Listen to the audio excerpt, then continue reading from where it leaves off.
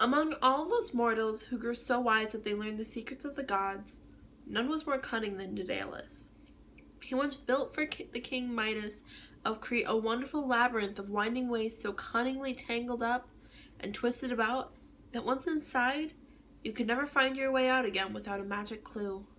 But the king's favor veered with the wind, and one day he had his master architect imprisoned in a tower.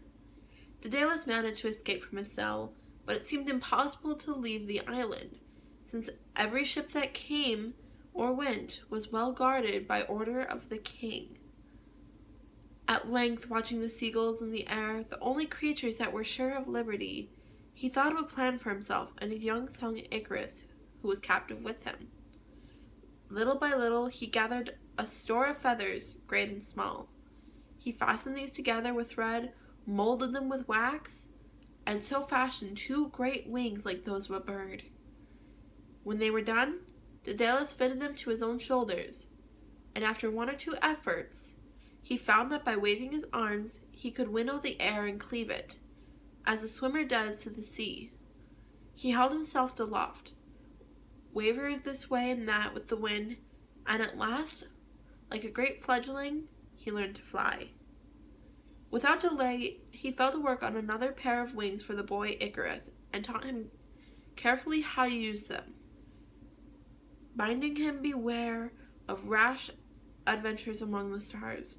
"Remember," said the father, "never to fly very low, or to fly very high, for the fogs of the earth would weigh you down, but the blaze of the sun will surely melt your feathers apart if you go too near." For Icarus, these cautions went at one ear and out the other. Who could remember to be careful when he was to fly for the first time? Are birds careful? Not they. And not an idea remained in the boy's head, but the one of joy of escape. The day came, and the fair wind was to set them free. The father bird put on his wings, and while the light urged them to be gone, he waited to see that all was well with Icarus, for the 2 could not fly hand in hand. Up they rose, the boy after his father. The hateful ground of Crete sank beneath them, and the country folk caught a glimpse of them while they were high above the treetops, took it for a vision of the gods Apollo, perhaps with Cupid after him. At first, there was terror in the joy. The wide vicinity of the air dazed them. A glance downward made their brains reel. But when a great wind filled their wings and Icarus felt himself sustained, like a Halion bird on the hollow of a wave, like a child uplifted by his mother, he forgot everything of the world but joy. He forgot Crete and the other islands that he had passed over.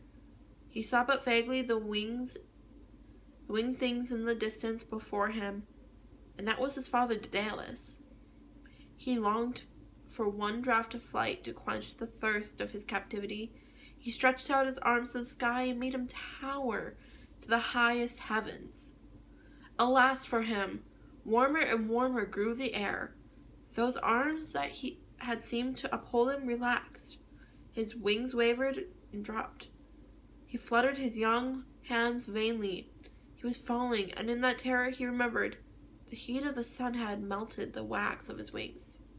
His feathers were falling, one by one like snowflakes, and there was none to help. He felt like a leaf tossed down by the wind, down and down, with one cry that overlooked Daedalus far away.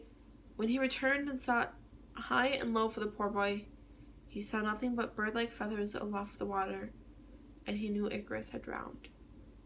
The nearest island he named Icarus, in memory of his child, but he, in heavy grief, went to the temple of Apollo in Sicily, and where he hung up his wings as an offering.